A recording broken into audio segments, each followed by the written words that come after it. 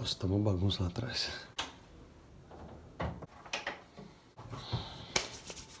Fala, Manolos! Tudo bem com vocês? Espero que vocês estejam muito bem. Eu tô bem também, graças a Deus. E olha só, segunda-feira ao meio-dia estamos aqui para mais um vídeo.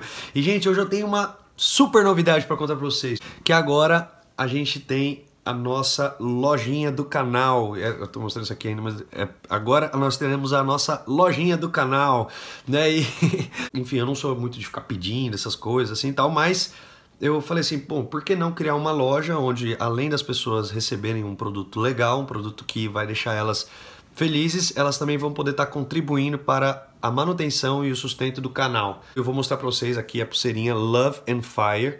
Então essa pulseirinha aqui, ela vai ter um significado futuro, né? Eu vou falar para vocês mais para frente, mas por enquanto ela é o nome da loja. A loja se chama Amor e Fogo. Você precisa saber que você precisa disso, cara. Você precisa de amor e precisa de fogo na sua vida. Você precisa queimar por Jesus. Você precisa amar também as pessoas. Link na descrição.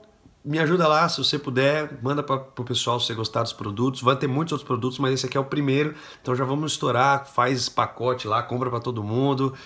E aproveita que é final de ano, você tem que dar presente mesmo, então dá uma coisa que vai edificar a vida da pessoa, tá bom? Quando a gente começa a entender alguns padrões de Deus e coisas que Deus ele costuma sempre fazer, não que Deus ele possa ser enquadrado em uma coisa certa, assim como se você tivesse controle sobre ele, não é isso que eu tô falando, mas quando a gente começa a entender um pouco do que a palavra fala, a gente vê que Deus sempre antes de formar, antes de criar, colocar uma criatura aqui na Terra, ele sempre pensa nas necessidades dessa criatura e ele cria um ambiente para que essa criatura subsista, para que essa criatura possa continuar a sua vida. Então, antes de Deus criar os animais terrestres, marinhos, aves e tudo mais, ele primeiro separou as águas os mares da terra, os céus, ele separou tudo isso porque ele queria que cada tipo de animal estivesse no seu lugar devido, cada um estivesse no seu próprio lugar. Porém, quando Deus ele ia criando as coisas,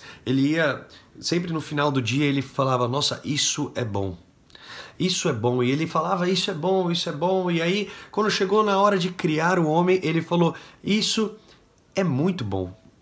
Ou seja, o homem ele não seria mais uma criatura de Deus, ele não seria somente algo que Deus criou, enfim, como qualquer outra coisa que exista aqui na Terra, mas o homem ele seria a obra prima de Deus. Isso você pode ver lá em Gênesis mesmo.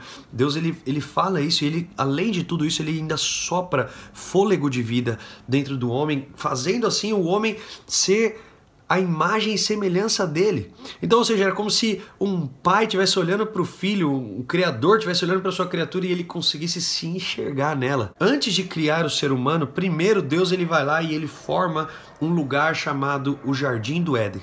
Se você busca no original, você vai ver que essa palavra Éden significa o lugar da presença de Deus. Deus ele criou o ser humano para viver na sua presença, para viver em intimidade com o próprio Deus. Porque ele sabia que esse era o melhor caminho para o homem e que dessa maneira o homem poderia viver uma vida extraordinária aqui na Terra. Só que uma coisa interessante que muitas vezes as pessoas não reparam e às vezes ou reparam e ficam meio assim, é que Deus ele fala, de todas as árvores vocês poderão comer, mas de uma só vocês não poderão. E ele falou, vocês não vão comer porque quando vocês comerem dessa árvore, vocês certamente morrerão. O homem sim sofreu algumas coisas por conta desse pecado, mas uma coisa que é interessante é que o homem não morreu fisicamente.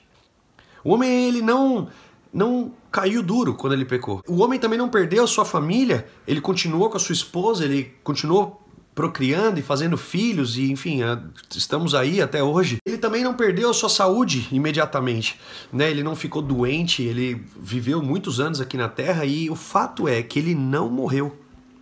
Adão não morreu e muita gente pensa assim, então quer dizer que a Bíblia está errada? A verdade é que quando Deus estava falando de uma morte, ele não estava falando somente de uma morte física e terrena, como a gente está acostumado aqui, apesar de Adão ter morrido futuramente e tudo mais. Mas ele estava falando de uma morte espiritual. Ele morreu porque ele perdeu a presença de Deus. Ele perdeu o acesso, a intimidade que ele tinha para ser um filho, para estar ali em contato com Deus, mesmo antes de Jesus vir nessa terra. Quando Deus criou Adão e Eva, ele tinha prazer em estar com o homem, ele vinha todas as tardes para conversar com o homem, ou seja, aquele era um dos deleites de Deus, mas o homem escolheu o pecado, e quando ele escolheu o pecado, ele não escolheu só o pecado, ele escolheu a morte também, mas não só uma morte física, ele escolheu uma morte eterna, uma morte espiritual, que é muito pior, que é muito mais drástica, é muito mais avassaladora e que causa exatamente um vazio dentro do homem. E esse vazio é o vazio que faz as pessoas às vezes buscar preencher em drogas, em bebidas, em sexo, em namoradas, em carreira profissional, às vezes, enfim, até mesmo na religião, porque elas acham que dessa maneira elas vão encontrar uma resposta, um preenchimento para o vazio que elas têm. E se tudo acabasse aí, de fato, nós nunca encontraríamos, nós nunca teríamos uma forma de voltar, porque todos nós pecamos, e se Adão não tivesse pecado, eu teria sido o primeiro a pecar, você teria sido o primeiro a pecar. Deus enviou o seu Filho aqui na terra. Ele caminhou entre os homens, viveu entre os homens, sofreu as mesmas tentações que eu e vocês podemos sofrer, e venceu o pecado. Exatamente através de Jesus Cristo que eu e você podemos chegar à presença de Deus novamente. Podemos entrar no jardim do Éden e podemos viver nessa presença para o resto da nossa vida. Durante muito tempo, pessoas buscaram cumprir toda a lei, buscaram fazer tudo o que elas poderiam, e eu estava lendo esses dias na Bíblia, o apóstolo Paulo está explicando sobre isso, lá em Filipenses, acho que 3 ou 4, ele fala que ele era o que mais poderia se gloriar de tudo que ele tinha, porque ele foi criado aos pés de Gamaliel, que era um dos maiores mestres da época, ele foi criado em toda a doutrina, cumpria tudo, ele era respeitado. Uma vez que ele teve um encontro com Cristo, e uma vez que ele entendeu pela fé que Jesus Cristo era o único que poderia limpar todos os pecados dele, ele considera todo o resto como esterco. Então por que muitas vezes a gente tenta voltar e a gente tenta se auto-justificar? Como se isso fosse fazer parte daquilo que Deus sente por nós, como se Deus ele fosse ficar mais alegre ou menos alegre, ou ele fosse nos amar mais ou menos a partir do momento que a gente começasse a fazer mais coisas por ele. Mas a gente já viu na Bíblia que essa é exatamente a causa do orgulho e de muitas vezes pessoas criarem religiões, métodos que ao invés de aproximar as pessoas de Deus, elas só afastam as pessoas de Deus. Isso não é uma liberação para que você saia pecando deliberadamente, mas isso é um convite para que você tire esse peso das suas costas, assim como Jesus fala que o fardo dele e o jugo dele tem que ser trocado com o nosso.